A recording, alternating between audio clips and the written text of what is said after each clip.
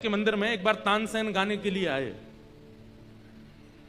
तो तानसेन जब गाने के लिए आए तो तानसेन तो राजाओं की सभा में गाते थे। तो गोसाई श्री विठलनाथ जी ने कुंभनदास जी, भगवान के अष्ट सखाओं में एक सखा श्री कुंभनदास, जिनका स्वर सुन के परमात्मा झूम उठते थे वो कुंभनदास, और जिनका स्वर सुन के समाज झूमता था वो तानसेन। तो तानसेन जी जब गाने के लिए आए तो गोसाई श्री विठलनाथ जी ने कुंभनदास जी को उनकी सेवा में मतलब भाई बड़ा गायक है, आगरा से आ रहा है, उनका बैठने की प्रबंध, उनके जलपान की प्रबंध में कुंभनदास जी को लगाया। ध्यान से सुनिएगा।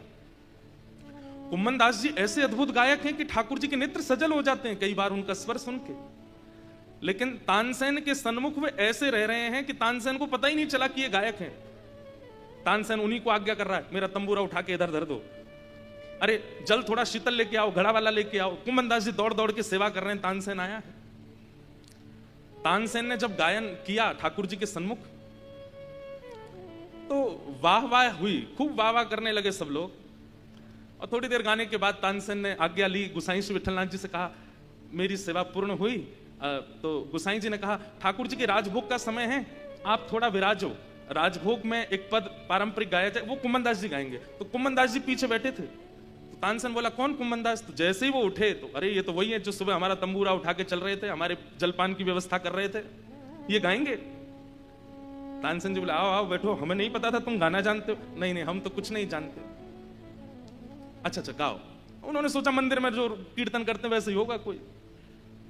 कुंभनदास जी ने जैसे ही गाना शुरू किया, प्रथम स्वर प्रस्तुत होते ही तानसेन के संपूर्ण अंग के मानो जैसे रोंगटे खड़े हो गए हो।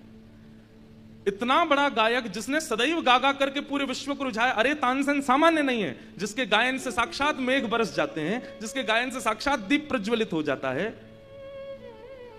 तानसेन के सन्मुख सारे राग रागनी हाथ जोड़ के खड़े रहते हैं, हमको सेवा में लीजिए।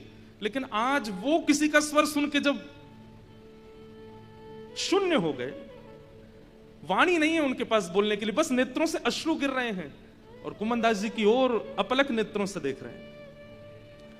कुंभनदास जी का जब गायन पूर्ण हुआ, तानसेन बोले आप 2 मिनट मंदिर से बाहर आएंगे? बोले क्यों? मुझे आपको प्रणाम करना है। मैंने जीवन में स्वामी श्री हरदास जी के अलावा किसी को प्रणाम नहीं किया, लेकिन आज आपको प्रणाम करना है। क्यों? बोले प्रणाम का कारण ये नहीं कि आपका स्वर बहुत अच्छा था, कारण ये कि इतना सुंदर स्वर होने के बाद भी सुबह से आप मेरे साथ हो, आपके चाल ढाल बोली चाली उठने बैठने से एक बार भी आपने ये पता नहीं लगने दिया कि आप गायक हो।